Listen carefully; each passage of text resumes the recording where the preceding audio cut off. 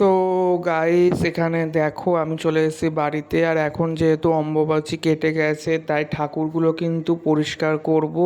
আর এইদিকে ঠাকুরের শাড়ি, এটা দিয়ে ঠাকুরকে ঢেকে রেখেছিলাম, সেটাও কাচাকুচি করব।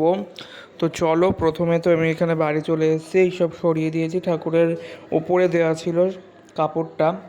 আর এইগুলো সব আজকে ঘষবো, মাজবো, তারপরে এইগুলো পরিষ্কার করব। এখন দেখো ঠাকুরের ওড়নাগুলো সমস্ত কেচে দিয়েছি খুলিয়ে। আর এইদিকে দেখো সব ঠাকুরের যাবতীয় যা যা জিনিস ছিল সব মেজেছি। আর এই র্যাকটাও পরিষ্কার করেছি। এই দেখো সব বাসনপত্র এখানে রেখে দিয়েছি, সব এবার সুন্দরভাবে সাজিয়ে গুছিয়ে রাখবো। চলো, আর তার আগে ঠাকুরের পুজো দেওয়ার জন্য একটু ফুল তুলে আনি। ফুল তুলতে চলে আসলাম বাইরে। আমাদের বাড়ি যেহেতু এইরকম একটা ফুল গাছ আছে, তাই কিন্তু আমাদের আর বাইরের ফুল তুলি না সেই রকম। তো দেখো এখানে কাপড়টা তো কেচে মেলে দিয়েছি, আর এই যে আমার বাড়ির গাছের ফুল। চলো কটা তুলে নিই, অনেক কটা হয়েছে, এতদিন ধরে ফুল হয়েছে, সমস্ত কিছু ঝরে পড়ে গেছে। আজকে সকালবেলা থেকে এত ফুল হয়েছে, এত ফুল হয়েছে, তাই কিছুটা ফুল তুলবো আর কিছুটা ফুল রেখে দেবো।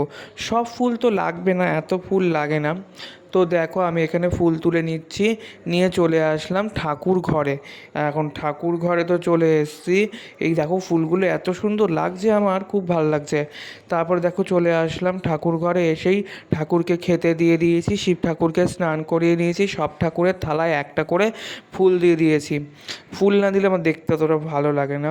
তারপরে দেখো জবা ফুল, আরও যা যা ফুল তুলেছিলাম সমস্তগুলো দিয়ে ঠাকুরকে সুন্দরভাবে সাজিয়ে দিয়েছি।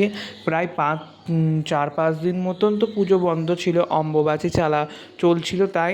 তো দেখো কে কে আমার মতন সুন্দরভাবে সাজিয়ে গুছিয়ে পুজো দিতে পারো অবশ্যই কমেন্ট করে বলবে। আর কে কে পুরো বাড়িটা দেখতে চাও অবশ্যই আমাকে কমেন্ট করবে, তোমাদের সঙ্গে একদিন হোম ট্যুর শেয়ার করব।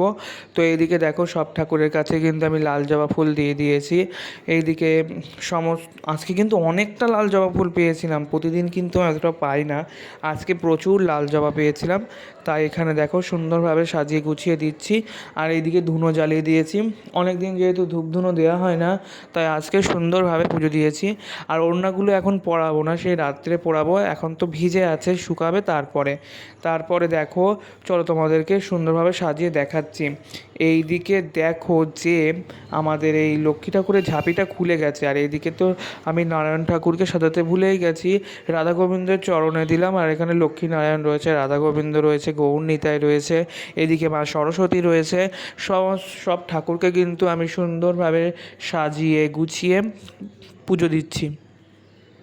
আর এইদিকে দেখো খুব সুন্দর লাগছে আমার। আর ফুল দিয়ে সাজালে আমার ঠাকুরগুলোকে কিন্তু খুব সুন্দর লাগে। চলো এবার তোমাদের ফাইনালটা দেখাই।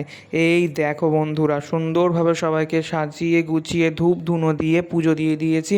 তো আমার ব্লগটা ভালো লাগলে অবশ্যই লাইক কমেন্ট করো। আর এই র্যাকগুলোও সাজিয়েছি, সাবস্ক্রাইব করে পাশে থেকো আরও নতুন নতুন ভিডিও দেখার জন্যে। তোমরা লাইক কমেন্ট করলে কাজ করার উৎসাহটা বাড়বে, প্লিজ একটু সাপোর্ট করো, তোমরা পাশে থেকো। কে কে হোম ট্যুর চাও অবশ্যই কমেন্ট করো এই ভিডিওতে, আমি একদিন তোমাদের হোম ট্যুর দেবো। বাই বন্ধু।